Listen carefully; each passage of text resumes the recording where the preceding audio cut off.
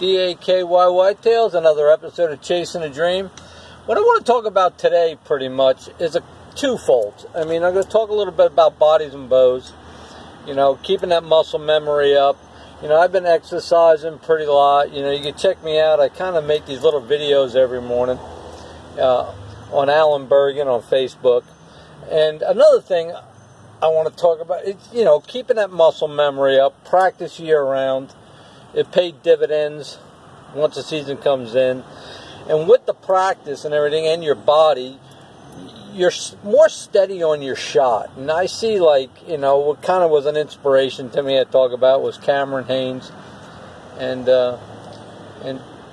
another guy that, you know, I talk about is Dink, my buddy Dink in Kentucky. I mean, the guy's 60, I think he's 66 or 67.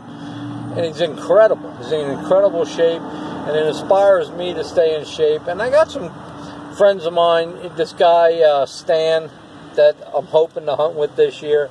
And he went through some medical, you know, things going on medically.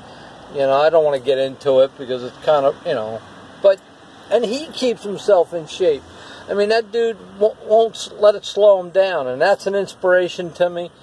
And like I said, you just got to, you know, don't let yourself go, because, like I said, by the time the season comes into play, you'll be regretting it. Another thing I want to talk about is hunting with friends, and that's really important to me. And I've gotten more, I guess, because my buddy Dink, the guy in Kentucky, how he opens himself up to me and my buddies when I bring them out there.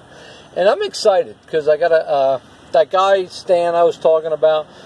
I plan on hunting with him. I hunted with a guy I used to go to school with, and I used to know, God, a long time ago. I hunted with him, this gentleman, Frank. And it's really exciting to me to kind of be able to share what I got. Because, like I said, my buddy Dink shared it with me, and I enjoy it, you know. It's almost like having a good picture, you know, like, or a really nice car, you know, and just keeping it in the garage.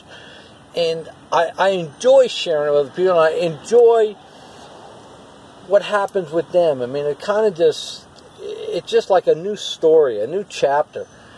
And I see more and more how people don't. And I guess it's because of the price of hunting and everything, and leases have gone through the roof. And maybe, you know, I'm just making excuses.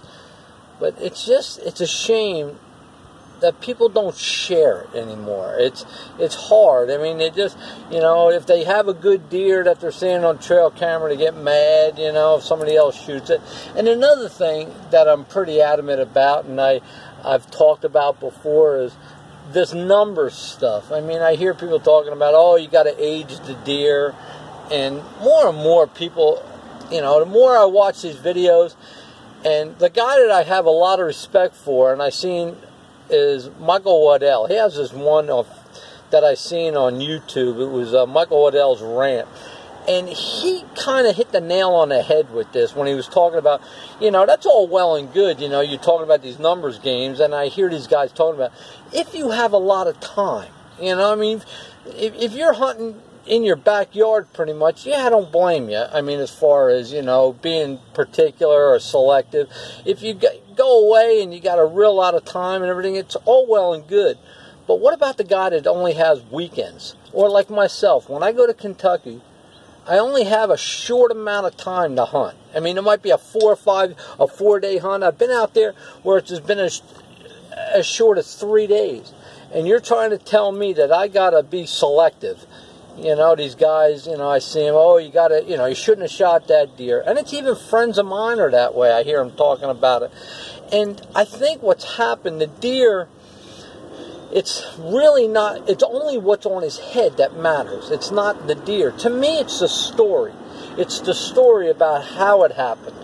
And not as much as the deer, you know, yeah, it's a buck, and it was a decent buck. But people put too much emphasis on the size of the buck, you know, other than the story, how he got it, you know, I mean, the whole thing about it, you know, how I, you know, went about and I got it, was a good shot, you know, I mean, a bunch of things happened before I got it, even for myself. I mean, I have such cool stories. But if I post a picture of the deer, I'm sure I'm going to get a lot of backlash as far as, oh yeah, but I mean, you should have let that one walk. You're not seeing the whole picture. And that's what I think is happening with hunters now. Like I said, everything is a numbers game. I mean, I have friends that hunt, that really don't hunt that much, and they don't have really good deer. And they were like, oh yeah, he came in, he was a 2.5-year-old, or he was a 3.5-year-old. And I'm like, so what? You know what I mean? Does everybody just have to shoot a big deer and that's it? I mean, I see pictures of these young kids hunting. And I think that's what's ruining it. I mean, these young kids got these giant bucks. And, I couldn't, it shows this father in a ground blowing his kid, and this buck walks out, and he's just not old. Oh, no, wait. He's a little 2.5 or 3.5-year-old. And you can hear the kid panting, you know what I mean? Like the excitement. But then they got to shut it off. And to me, all that is breeding a numbers game. Another hunter that has to go for the big numbers. And I remember when I was growing up, I remember hunting a long time. I'll be 58 years old. And, I mean, like I said, I've been hunting a long time. And a lot of my pictures going back are nothing but smiles and small bucks. And that was the name of the game. And people that seen it, it was a nice buck. That's what, I guess the adjective, it was a nice buck, it was a good buck, Now it's like I said, it's all numbers. And I think that's what we're hurting. We got to get back to, I mean, yeah, and I don't blame people for going for big deer. I mean, if you want to go, but don't put such an emphasis on it. I mean, if it's a good story, I mean, a good hunt, you did a clean kill, you had the way you went about and getting it, if everything, all the ducks aligned, or all the stars aligned, all the stars aligned, and everything happened, that's the important part of this. Your hunting with friends is the important part of this, not just a huge rack buck. Big deal. I mean, some of my best stories are misses. I have one where I had a friend of mine that was watching me from in South Carolina where I was hunting. This guy was watching me from a shooting house on a food plot, big long food plot, and I missed. I mean, I missed this deer at 17 yards. It was a 3-pointer, and I missed him. And we still talk about that deer to this day. If I'd have shot that deer, killed it like that, so what? It was like, it wouldn't have had, and it was a 3-point, and we talk about that more, and I have some good deer, and I talk about that. I got a friend, that guy Stan I talk about, we talk about these stories. I shot a real small one, and he was busting my chops, dragging it out of the woods. I mean, he was just teasing the hell out of me, and we talk about that deer, and I've killed some big deer, but we don't talk about those. The funny stories are the best. And I take it back. I do have good stories on good deer, but I also have good stories on small deer. So it really is about the deer and not what's on his head. So get back to it. Enjoy hunting again. And that's why I love bow hunting, because it slows it down a little. I mean, when I used to gun hunt, it was pretty automatic. But now, with this, that's why I shoot short range, and that's another thing that kind of gets my goat, is these guys shooting so far. That's all you hear. Oh, I'm shooting 100 yards. I'm shooting 8. This thing ain't built for that. And not that it isn't built for, yes it will. It'll kill. I mean, if I shot at an 80, 90 yard and hit the deer in the chest, it's going in. But it's not, to me, it's not what it's about.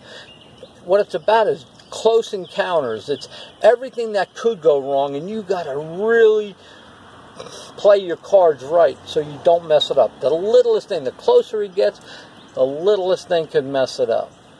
So that, to me, is another, with the bow hunting, that's what I love about it so much. You're playing Murphy's Law. As soon as the closer he gets, the harder it gets. So with that, get out there, hunt with your friends, and you guys that you know, if somebody sees this, and I've talked about it before, I do have a killer spot in Kentucky, and I love to get out there as many times as I can. If somebody wants to do it, wants to do a Kentucky hunt, the only thing I need is you got to help me get out there. And I guarantee you I'll give you a hunt like old school. You know, I can offer you that. And, you know, I can't promise you nothing, but get in touch with me, shoot me a message. You know, hit the like, hit the subscribe so I can keep this going. And I plan on videotaping a lot out there, and that's why I need people. It is a $1 state, so I do need people to go for me to make videos. And like I said, I can offer you, you know, check it out on Facebook. I have pictures. I got pictures of the house. I got pictures of some deer that my buddies have killed, that I have killed. And check it out. DAKY Whitetails. Keep your friends right here, and keep chasing a dream.